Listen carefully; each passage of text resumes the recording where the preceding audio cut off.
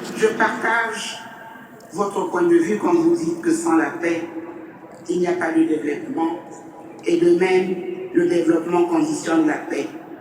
Sans la sécurité et la justice, il n'y a ni paix ni développement.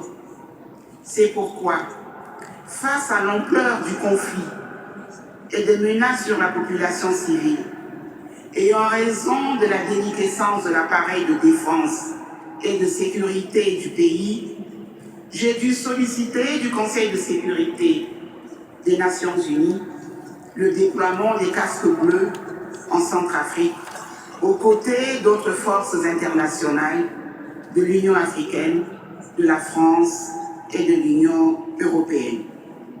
Ces forces ont permis les prémices de la stabilisation de la République centrafricaine ayant contribué à la restauration de l'autorité de l'État et à la tenue des élections.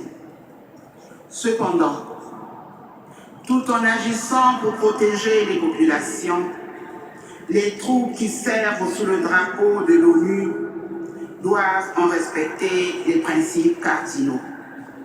Ceux qui commettent des actes d'exploitation et d'abus sexuels doivent être traduits en justice et punis conformément à la loi.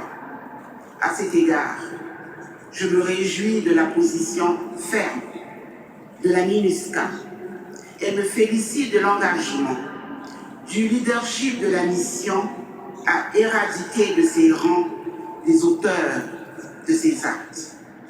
Monsieur le Président, Mesdames et Messieurs, en organisant des élections dans un contexte sécuritaire particulièrement sensible et donc politiquement fragile, nous avons réussi un coup de maître.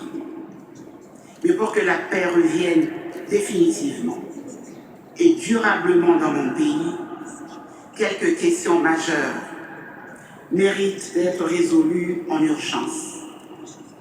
Il s'agit du programme de DDR, désarmement, démobilisation, réinsertion et rapatriement, de la réforme du secteur de la sécurité, dont les bases ont déjà été jetées, et de l'accélération du processus de restructuration des forces armées centrafricaines.